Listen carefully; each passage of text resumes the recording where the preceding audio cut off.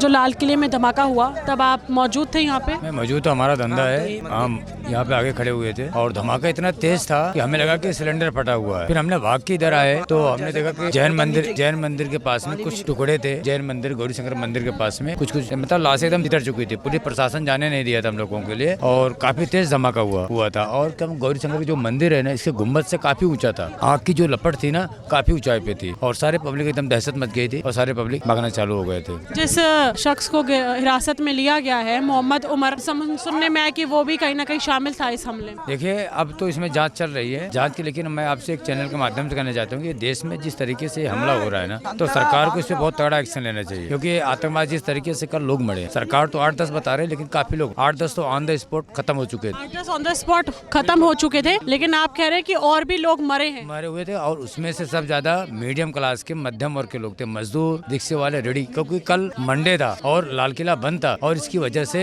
ज्यादा नुकसान नहीं हुआ। अगर लाल किला चालू होता तो काफी नुकसान होता, क्योंकि वहाँ पे इतना बैटरी रिक्शा, ऑटो वाले या रेडी पटरी वाले काफी लोग थे। काफी कितने बजे मान चलिए जब ये घटना हुआ है 12 से 13 मिनट लगा है पुलिस आने में, और उसके 15 मिनट पहले तो प्रशासन यहाँ पे राउंड मार के गया था और यहाँ पे वंदे मातरम का चल रहा था, उत्सव चल रहा था। हाँ, 150 है। हाँ, सारे प्रशासन थे। 6, 6:15 के बाद प्रशासन गया और 6:58, 7 के करीब में धमाका हुआ है। कल आप यहीं थे जब? हाँ, हम तो यहीं पे थे जब धमाका हुआ था। जब मैं पानी पी रहा था तो मेरे हाथ से बोतल गिरी तो छिछड़े तमाम गौरी शंकर मंदिर पे, किसी का हाथ पड़ा, किसी का पैर पड़ा, ठीक है। फिर उसके बाद मैं चला गया खाना खाने, फिर आराम से खर्राटा मार के सो रहा था। कल जिस वक्त ये बम ब्लास्ट हुआ है तो उस वक्त हम यहीं मौजूद थे।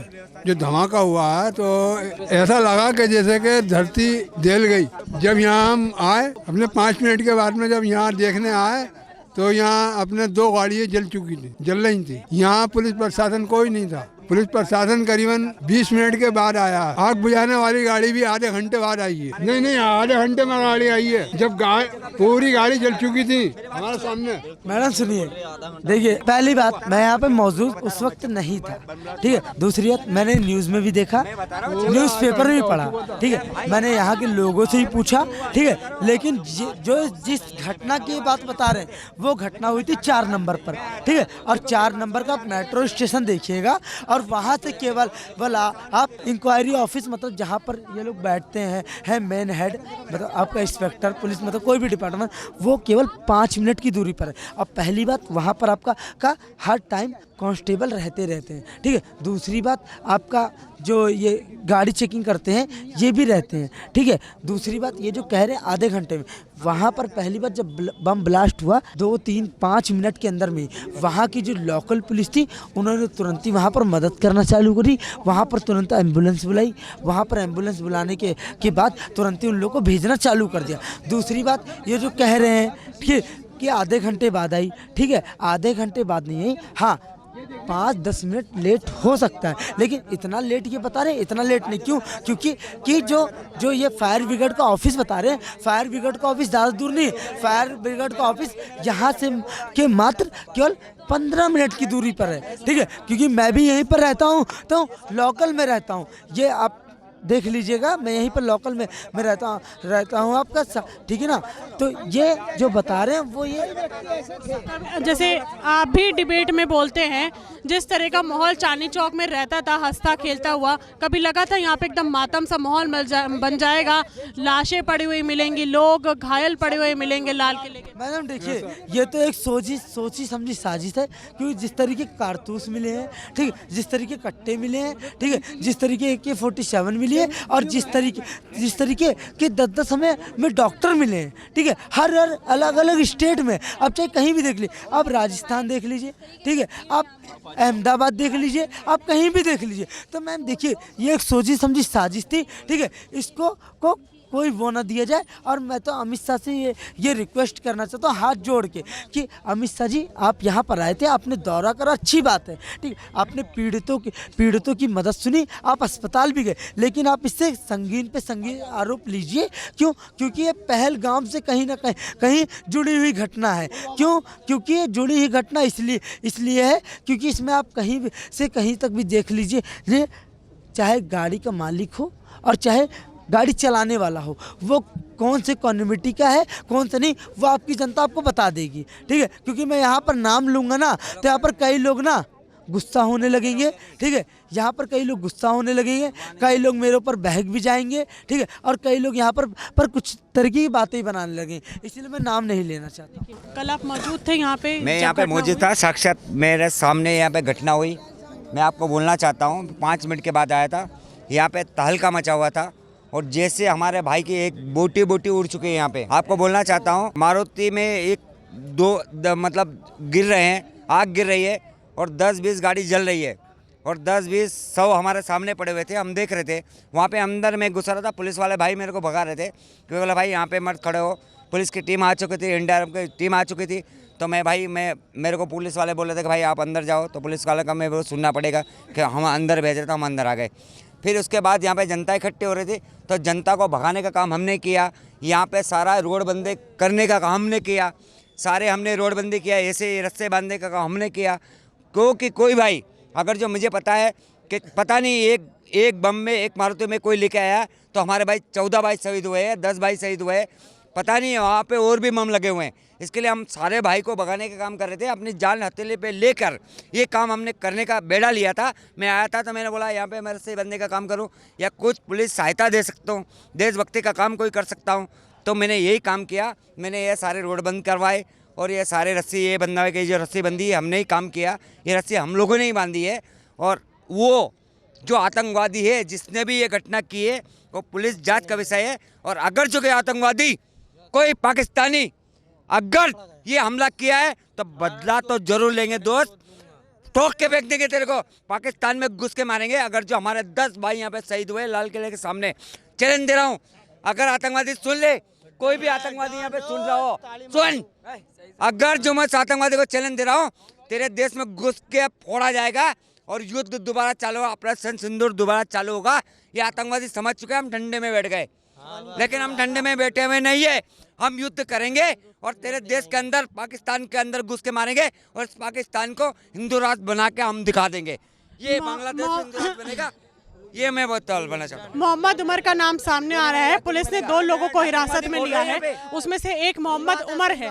उस पर क्या कहेंगे? उसकी माता कह रही है कि मेरा बेटा 2 महीने से घर ही नहीं आया है। सलमान भाई तो मैडम आप सुनिए, आपका बेटा घर नहीं आया, ठीक है, आप सुनिए, आपका बेटा घर नहीं आया, ठीक है, आपका बेटा घर से 2 महीने से बाहर निकला हुआ है, आपको जानकारी तो रखनी चाहिए ना।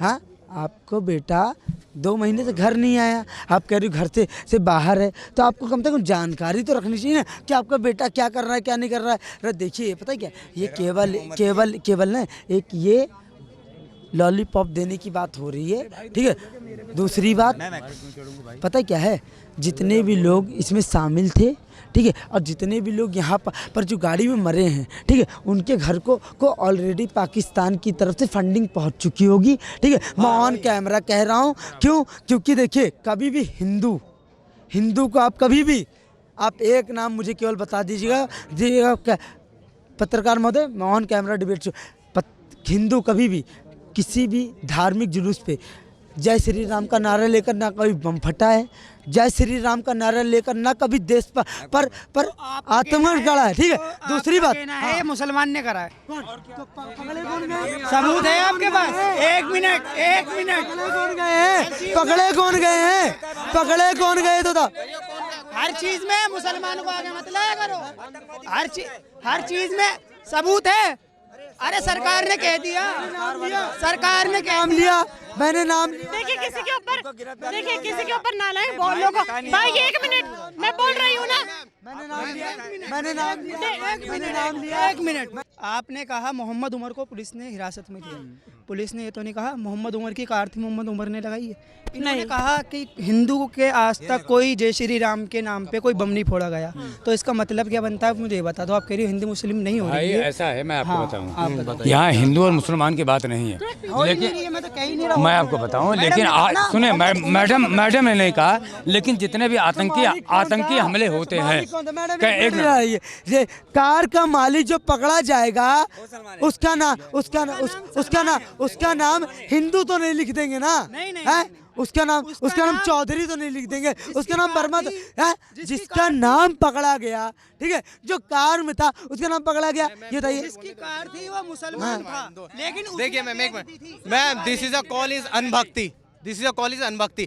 अभी हमें जब सवाल उठाना चाहिए प्रशासन से कि जब ये वोट लेने के लिए आते हैं तो देश को ये कहते हैं कि ये सेफ हाथों में देश है। अभी यहाँ पे दुर्घटना हुई, 13 से ज़्यादा लोग मर गए, उनके लिए दुख जताना चाहिए, उनके लिए प्रे करना चाहिए सब इनोसेंट पीपल के लिए। पर ये क्या कह रहे हैं कि भाई वो कार पकड़ी गई, वो मुसलमान था, उसका नाम वो था।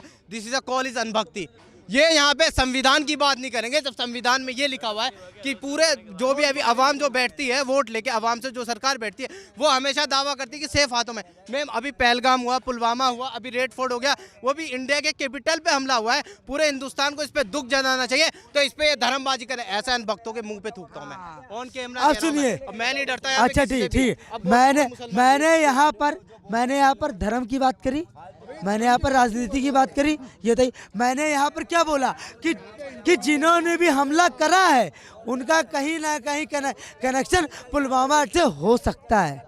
मैंने ये बोला ना, इन्होंने मुझे क्या बोला, डायरेक्ट मुझे अंधभक्त बोल दिया। अब मैं आपको यहाँ पर अगर चमचा बोल दूँ कि कांग्रेस का चाट के चले आते तो सुनते कुछ नहीं हो, ये था। मैंने यहाँ पर क्या बोला, मैंने यहाँ पर यही बोला कि यहाँ पर जो हमला हुआ है उनका पुलवामा अटैक से हो सकता है, ठीक है। और पुलवामा अटैक से बिल्कुल है, क्यों नहीं है ये बताइए।